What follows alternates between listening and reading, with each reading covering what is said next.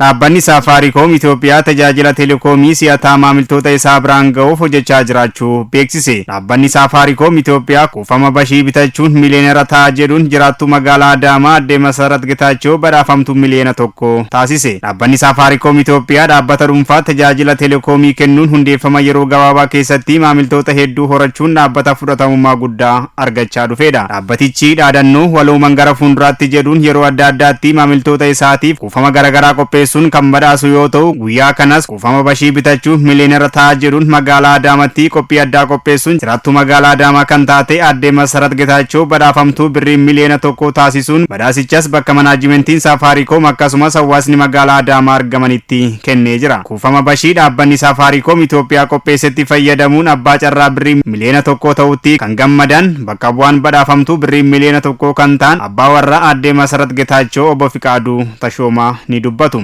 Dura gaafannaa koo amanuu hin dandeenye. Amma immoo jaan argee baay'een gammade. Hundi keenya waan akka qaldiititti jammaramu lakkaa bu'aa qaba. Nu gaafa Safaariikoom baasnee fayyadamuu jammarru dhugaa dubbachuuf badhaasni kun hin dhufe jennee yaadne. Akkuma nama kan itti fayyadamne amma immoo waaqni galannaa ga'u yoo abbaa carraa taane.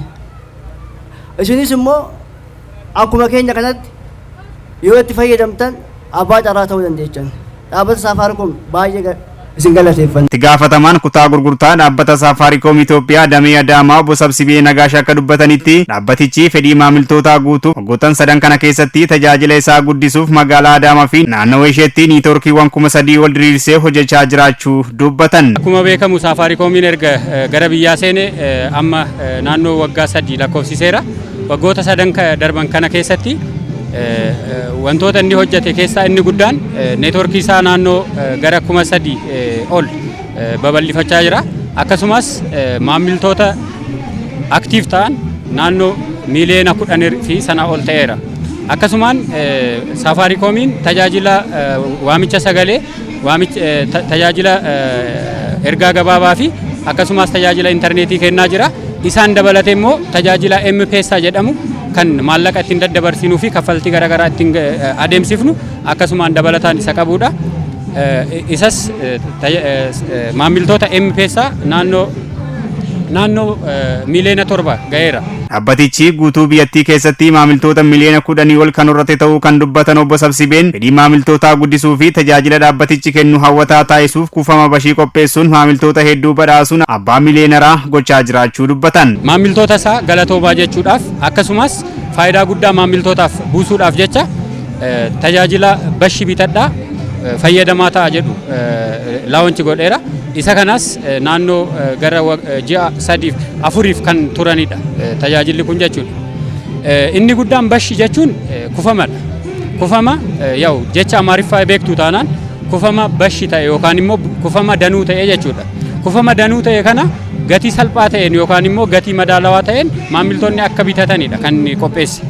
Akkasumaanis kufama kana gaafa bitatan immoo maamiltoonni keenya bashannanaa abbaa miliyoona 1 ta'a akka deemaniif badhaasa qarshii sadarkaa garaagaraa qaban qopheesseera. Kunis ji'oota 4 keessatti carraan abbaan carraa tokkoffaan qarshii miliyoona 1 kan badhaafamu yoo ta'u, qarshii miliyoona 1 immoo namoota 2f torbaniin kan ba'udha. Akka waliigalatti abbaa qarshii miliyoona 1 akka waliigalatti carraa 32tu qophaa'e.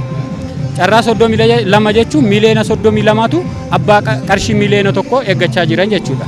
Akkasumaan abbaa qarshii 100 immoo carraalee abbaa qarshii miliyoona 1 qarshii 100,000 immoo lakkoofsa carraa 25tu jira. Namoota 25tu ji'oota 4 kana keessatti abbaa qarshii 100,000 badhaafamu jechuudha.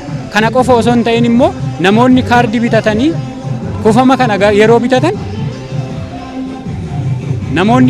namoonni kufama kana yeroo bitatan yeroon lakkoofsi carraa isaan ga'a. Lakkoofsa carraa qofa osoo hin ta'in yeroodhaan immoo guyyaa keessatti namoota 2,000 ol ta'antu qarshii 100 guyyaan badhaafamu jechuudha. Akka waliigalatti Safaariikoomiin qarshii miliyoona 56 sababa kanaaf qopheesse namoota badhaasaa jira jechuudha. Fuula durattis dhaabbanni Safaariikoom Itoophiyaa tajaajila kennu daran guddisuu fi dargaggoota hedduuf carraa hojii yeroo fi dhaabbii kan uume ta'uu obbo Sabsibeen ni dubbatu. Akkuma waliigalatti Safaariikoomiin erga biyya seenee keessaa egalee akkuma isiniin jenneetti maamiltoota gara miliyoona 10 ta'an waggoota 3 keessatti kan horate.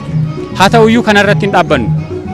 Safaariikoomiin gara fuulduratti waggoota 5 fuuldura dhufan keessatti miliyoona 70 gahuudhaaf karoorri isaa kan qabu. So karoora kana galmaan gahuudhaaf immoo neetworkiin bakka hin geenye hunda babal'isa. Uummata keenya immoo haala kanaan bashannansiisa. Badhaasa garaagaraa kenna.